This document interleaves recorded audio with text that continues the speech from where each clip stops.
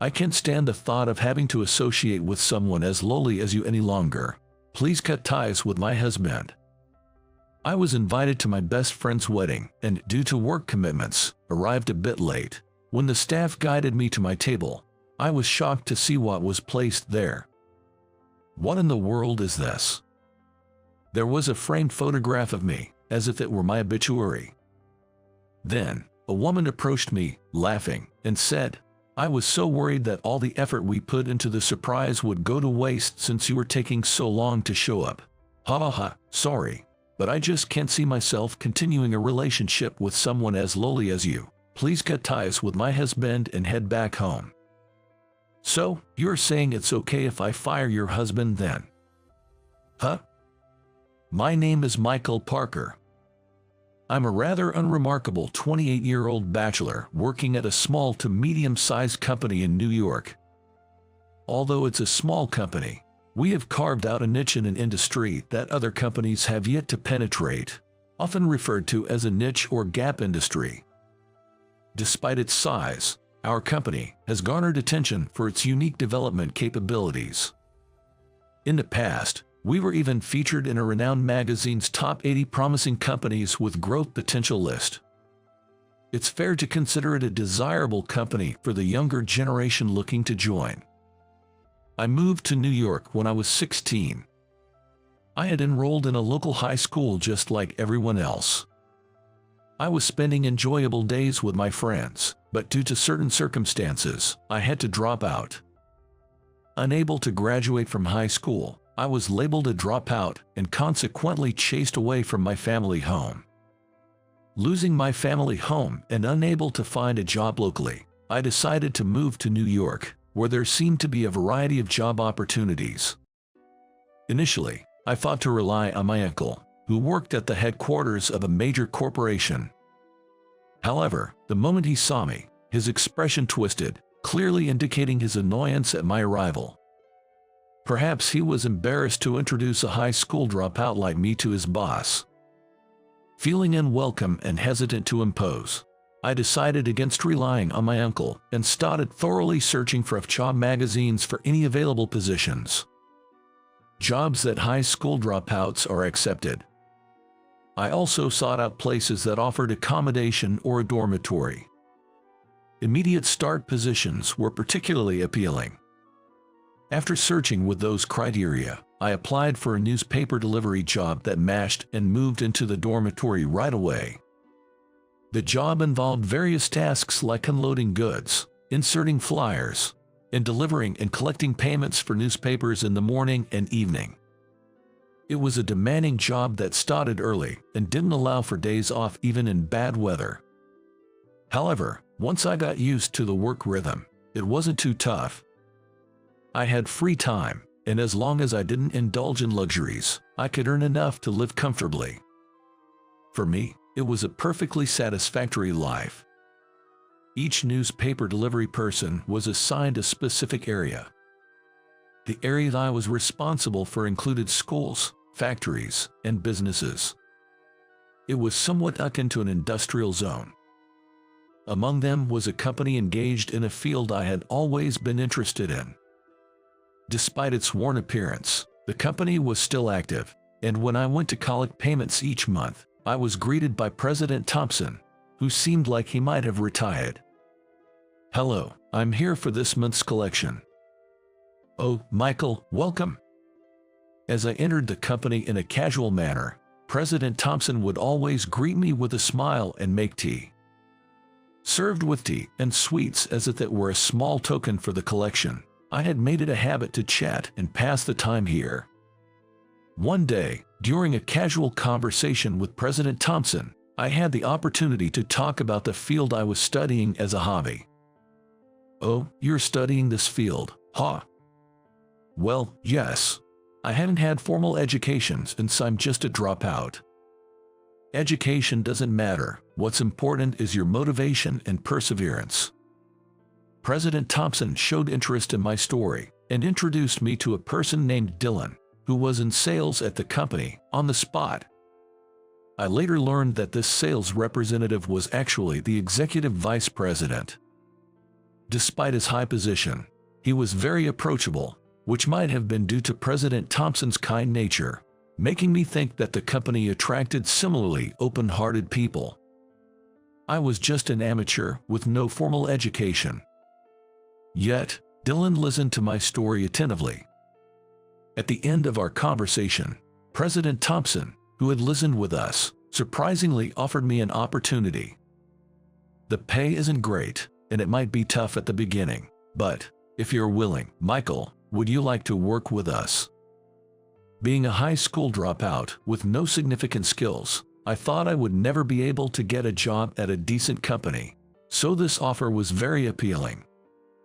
I could acquire skills at this company. Please, I would like that very much. I decided on the spot, returned to my part-time job, and promptly resigned. With the money saved from my newspaper delivery job, I rented a cheap apartment and commuted to the company from there.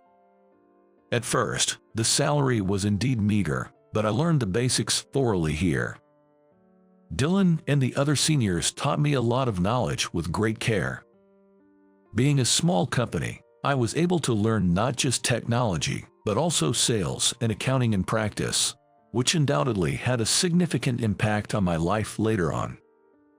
After gaining sufficient skills working under President Thompson, he encouraged me to aim even higher.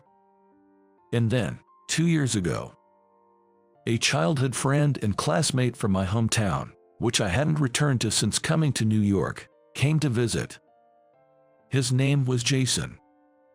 Tall and sturdy, Jason greeted me with a smile as soon as we met. I've always been bad at sports, but Jason, on the other hand, was exceptional in athletics and could handle any sport with ease, making him a cool friend. He was popular in class and somewhat of a hero. At sports festivals, he was always the pride of our class, being at the center of everything. It's been a while, Michael. How have you been? Jason, of course, I'm doing well, and you're as solid as ever. Yeah, I still run every morning. Seeing Jason smile after such a long time was like seeing the sun shine brightly. He was the epitome of a refreshing, good young man, and having not known his recent circumstances since coming to New York, I was relieved to see his cheerful nature was still intact. Since our reunion, we've been meeting up whenever possible, as if making up for lost time. We kept in touch for female, but it felt like we didn't need it. There was no distance between us. It was as if the time apart hadn't happened, and our relationship hadn't changed from before. Jason hadn't changed a bit. However, there was something that bothered me. For about 6 months, I've felt a slight, just a slight, discomfort in my interactions with Jason. I knew the reason. It was the hostility towards me from a woman Jason had started dating. Her name was Emily. She was flashy, with trendy makeup. I've only met her a few times, but I didn't have a good impression of her from the start. Her appearance, well, I thought she was Jason's type, so I didn't really think much of it. But Emily, who was smiling when introduced, showed her true colors as soon as Jason left the table. The moment Jason was out of sight, her expression vanished and she looked down on me with cold eyes, as if she was looking at an insect. You're a high school dropout, right? You look the part. What? Huh? You're clearly an uneducated fool. Her attitude was so different that I was taken aback, thinking I had misheard her. Jason and I both graduated from college, you know. We got our degrees from regular admissions. The difference in our achievements is clear. Aren't you ashamed to be a dropout? How can you even claim to be Jason's friend? If it were me, I'd be too embarrassed to keep in touch. Do you think you're on the same level as us? It seemed that Emily took pride in being a college graduate, just like Jason. She seemed to be particularly bothered by the fact that I, a high school dropout, was close friends with Jason. Ever since that first meeting, whenever I encountered her with Jason, she behaved the same way. When Jason wasn't looking, she would click her tongue or ignore me, openly displaying childish hostility. Ack, I hate this. Hanging out with such a low-life idiot might make us dumb too. High school dropouts are really stupid, aren't they? I'm trying to be polite and indirect, but you just don't get it. When I show up, you should have the sense to leave. I had my own thoughts about the situation, but Jason seemed to care a lot about her. Perhaps she was a wonderful girlfriend in front of Jason. I decided it was best not to get involved more than necessary and ignored her behavior. Even though I was worried about Jason continuing to date her, it seemed he had decided to marry Emily. I received the wedding invitation directly from Jason. Congratulations. I managed to offer my congratulations, but I'm not sure I was able to smile. My face might have even been twisted. Still, not wanting to dampen Jason's happiness, I decided not to say anything about Emily. After all, her issue was with me alone. I wanted to believe she truly loved Jason. It's possible that my interactions with Jason might decrease in the future. While the thought made me feel lonely, I consoled myself that it would be the same no matter who he married. On the day of Jason's wedding, I was delayed due to a sudden work commitment. I rushed to the venue, but it appeared the reception had already started. You are here for the ceremony, right? Please allow me to guide you to your seat. This way. As I reached the table I was directed to and was about to sit down, I intended to thank the staff member who had pulled out the chair for me. I followed the gaze of the staff member who had let out a stifled sound, wondering what had happened. Oh, this is... I understood why the staff member had frozen, but I was at a loss for what to do next. On the chair, pulled out from under the table, was something inconceivable. It was a photo of me, framed in black. Everyone who saw it was taken aback by the bizarre sight of what seemed to be a living person's memorial photo placed at a celebratory table. While the staff member were trying to figure out what to do about the situation, a cheerful laugh echoed. Hee-haw. Oh, I can finally say it. The voice belonged to Emily, one of the day's main figures, the bride. Inviting an idiot dropout like you was a mistake from the start. I was so worried that my special surprise would go to waste because you were taking so long to show up. Hee-haw. With the joy of a child who had successfully pulled off a prank, all eyes in the room turned to Emily. Was she unaware of the atmosphere in the room, or did she simply not see the people around her? Emily directed a twisted, malicious expression at me, no longer bothering to hide her ill will. Even dressed beautifully in her gown, her expression was devilish. I'm marrying this man. Jason will sever ties with lowlifes like you for good. That photo represents someone who's no longer here. I don't want someone with bad luck like you at this joyous occasion. Now, take that photo and leave. She declared as if her demands were entirely justified. The venue was filled with a BGM chosen by the couple, themed around eternal love, but the exchange at this table was so bizarre that no one dared to speak. This situation was so absurdly incongruous with the background music that it became almost comical. I chuckled quietly and looked straight at Emily. Cut ties, you say? Yes. Don't make me say it again. So, you're saying it's okay to fire Jason, then? I shrugged at this. What are you talking about? Emily.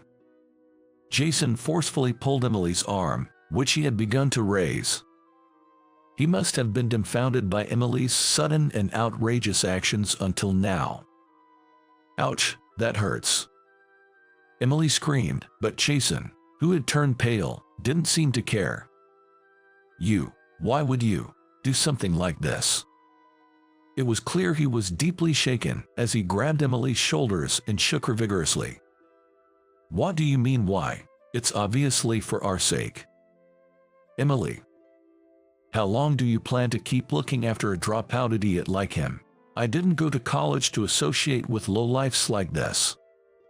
Emily's outburst caused a stir throughout the venue. Jason's colleagues, who had been observing the situation at the same table, interjected awkwardly. Emily seems to be under a misunderstanding. It's not Jason who's been looking after things, but President Parker, one of the colleagues clarified, pointing towards me. At this, Emily looked puzzled. Huh? President Parker? Who's that? Holding the arms of a bewildered Emily, Jason shouted as if barking out. It's him. I work for Michael's company. When Jason, a former athlete with a strong lung capacity, raised his voice in anger, the room was enveloped in a silence so profound it was almost painful to the ears. Before anyone realized it, the background music had stopped and the venue had become eerily quiet. Emily blinked several times, slowly coming to understand that this was no joke. Despite momentarily turning pale, she did not let her suspicious gaze towards me waver. This man is a president, but he's a dropout. I don't know what he did, but he must have started his company with money won from horse racing or, the lottery. And then, he just set up the company and leaves all the brain work to people like Jason, who are college graduates. How terrible, she ranted. She was determined to say whatever she wanted without holding back. Even Jason was subjected to harsh criticism from those around him due to Emily's ignorant remarks. Enough. Just be quiet. Jason gritted his teeth and shouted to silence Emily, then turned back to me and apologized deeply. I'm really sorry, despite taking time out of your busy schedule to come here, to be greeted with such terrible treatment. Even though I was unaware, I don't know how to begin to apologize. What? Why are you apologizing to such a lowlife? I'm truly sorry. Jason choked on his words as he spoke. That's right, it's all your fault. A figure shouted as they rushed over. It was Jason's father, Frank, coming from the family seats, a face I remembered fondly. Frank struck Jason on the head with a knuckle punch. Do you think you can get away with just that? Frank, raising his voice as if forgetting this was a wedding venue, apologized to me on the spot. In a panic, Jason shrank his large frame and apologized next to Frank in the same manner. Young master, despite the countless times you've extended a helping hand to my unworthy son, to end up with this mess. As a parent, I am truly ashamed and sorry beyond words. Please accept my deepest apologies. With that, he broke down crying. Those unaware of the situation were puzzled by the sudden apologies from the groom and his father. The venue staff gathered around, unsure of what to do, just watching the situation unfold, while Emily stood there, dumbfounded. Please, I'm too old to be called young master, Frank. I insist. Besides, I'm not in that position anymore. Despite my urging, Frank stubbornly refused to stop apologizing. Jason is what he is today thanks to you, young master. It's because you protected Jason that he could continue playing baseball for college. Despite the sacrifice of not graduating high school yourself, you persevered and started your own company. And when Jason could no longer work in a big company, you kindly took him into your own.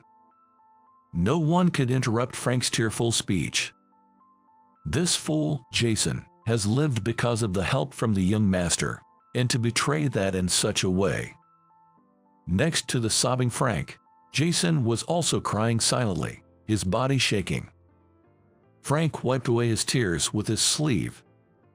Young master, I'll disown Jason for bringing such an unworthy woman into our family. Please, this time, give up on Jason for good. Frank was firm in his decision, a man of strong principles. Frank was the gardener in my family home. With skilled hands, Frank maintained our garden, a man of deep emotion and principle, but also simple and quick to anger. Please, don't talk about disowning him. I've just lived my life the way I wanted. There's no need to be indebted forever.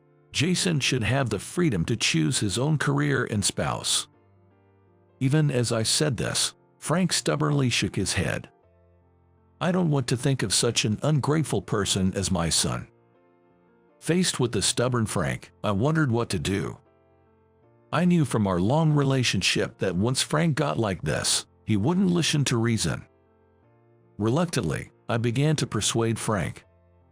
Placing a hand on his shoulder, I chose my words carefully and calmly.